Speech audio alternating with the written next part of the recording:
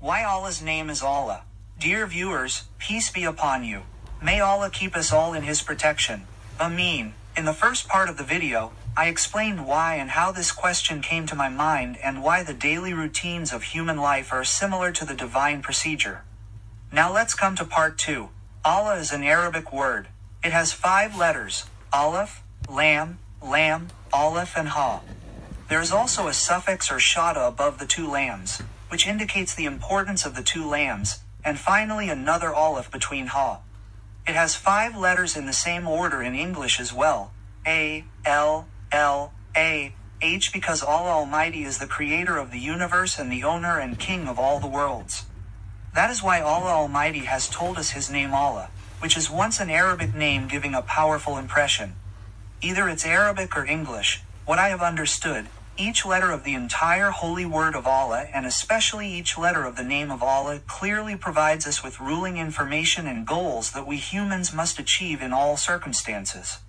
In the fulfillment of these goals, Allah's pleasure and our salvation are hidden.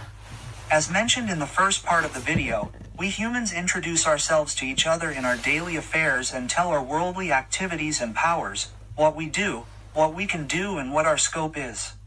Where did we learn all these things? At the time of creation of man, Allah Almighty had kept all these figures in His memory, but we humans do not think. The first letter of the holy word Allah is Aleph, which stands for Allah itself, then, Alhamdulillah Rabb al-Alameen, that all the praise to Allah who is Lord of all the worlds. Then, Ar-Rahman is Al-Rahim, that Allah is most merciful and most beneficent. That is, the creator of the universe is introducing Himself to humans that His name is Allah. Allah Almighty is describing His position and His powers, that He is the Lord of all the worlds. That is, He is the creator of the universe and is very kind and generous. The entire universe, including man, and everything in it are created by Him.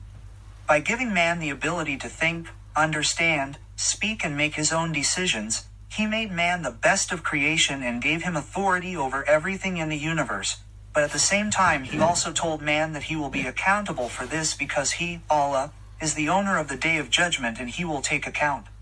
At the same time, Allah Almighty has also described His attributes, that He is also very kind and merciful. The only condition is to be obedient to Him, Allah.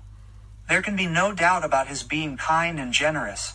What greater proof of this can be than that He has also told the way of the passing on the Day of Judgment, which is being given in the form of a warning with the next 2 letters Lam and Lam or L and L. La ilaha illallah, there is none worthy of worship except Allah. Again, La ilaha illallah, there is none worthy of worship except Allah. Here, by repeating Lam or L twice, Allah Almighty has made it clear to humans that He is one. There is no God but Him. Worship must be done only to Him. Repeating Lam or El with intensity and giving such an explanation means that it is quite clear that associating anyone with Him other than Allah is shirk, and this is unforgivable. The use of shada above 2 lams emphasizes the importance of both lams and another letter Aleph or A between the letter Ha or H.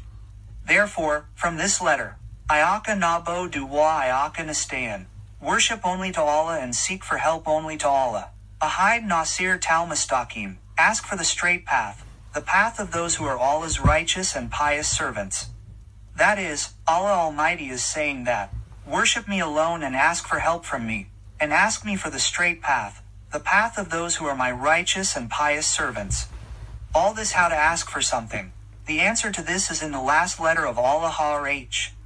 Ha or H in Arabic stands for hadaf, that means goal. We clearly know that the meaning of goal is aim, target, purpose. Allah Almighty is telling humans with intensity that if you want to pass in your salvation, then this is the goal for you, this is the purpose that humans have to fulfill. La ilaha illallah, that is, there is no one worthy of worship except Allah, so worship is only of Allah. In this introduction, Allah Almighty has also clearly indicated which religion and sect is correct.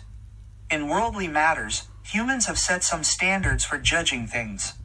There was, is not, and will not be any other way to measure faith than the way Allah Almighty has given to humans. The entire introduction of Allah Almighty explains the interpretation of Surah Fatiha, the first chapter of Holy Quran, without which prayer cannot be performed and valid. Surah Fatiha plus Surah Ikhlas are considered monotheism. We need to read the famous Surah Ikhlas of the Holy Quran with its translation again and understand whether our belief meets the standard given by Allah to us. If it meets the standards, then it is the correct belief. By the way, each letter of the Holy Quran clearly gives information and commands, but all the letters of the word Allah give clear indications towards Surah Fatiha and Surah Ikhlas. That is, the holy word Allah is the summary of these two surahs and everything is hidden in it. As I said before, there is no prayer without Surah Fatiha. I consider it very important to mention one thing here. As I mentioned at the beginning, a large number of us humans adhere to our own beliefs and sects because we got them from our parents, environment, or social inheritance. We do not know how our elders saw the situation, what were the constraints, whether they had the same conditions as us or not. We can prove them, they're good children, by making the right decisions and praying for them, which can be a means of our and their salvation.